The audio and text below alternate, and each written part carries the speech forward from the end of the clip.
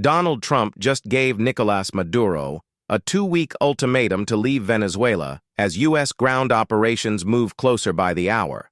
And immediately, you start hearing people say, "Why can't the United States just leave Venezuela alone?" But that question only works if you ignore the reality of who Maduro is and what he's done. Maduro isn't some elected leader defending his country. He's a dictator who rigged his way into office, choked off political opposition, crushed protesters, and dragged what used to be one of the richest countries in South America straight into the ground. Over 70% of Venezuelans don't want him. They never wanted him, and they've been risking their lives trying to remove him for years.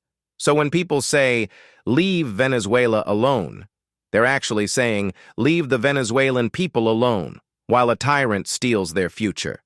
And then you hear the other crowd. Who made the U.S. the world police? Well, here's the part they never want to admit.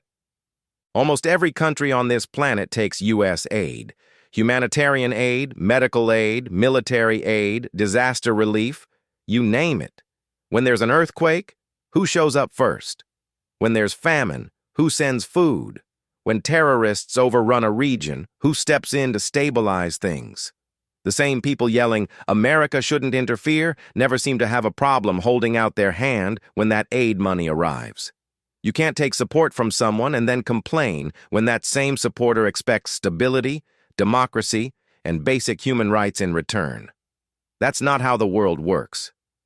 Now, some folks are asking, well, if the U.S. is so against dictators, why don't they go after leaders like Ibrahim Traoré in Burkina Faso? And here's the simple answer. Because the people like him. You may disagree with how he runs things, but the reality is that he has massive popular support. When a population backs their leader, the U.S. has no reason and no mandate to interfere. The problem in Venezuela is completely different. Maduro doesn't have 70 or 80% support. He has 70 or 80% opposition. Venezuelans are starving, fleeing by the millions, and begging the international community to help remove the man who destroyed their country. So yes, the U.S. is stepping in. Not because it wants to control Venezuela, but because Venezuela's own people have been fighting a dictator for years and finally have the backing they need to finish the job. So Trump's ultimatum is simple.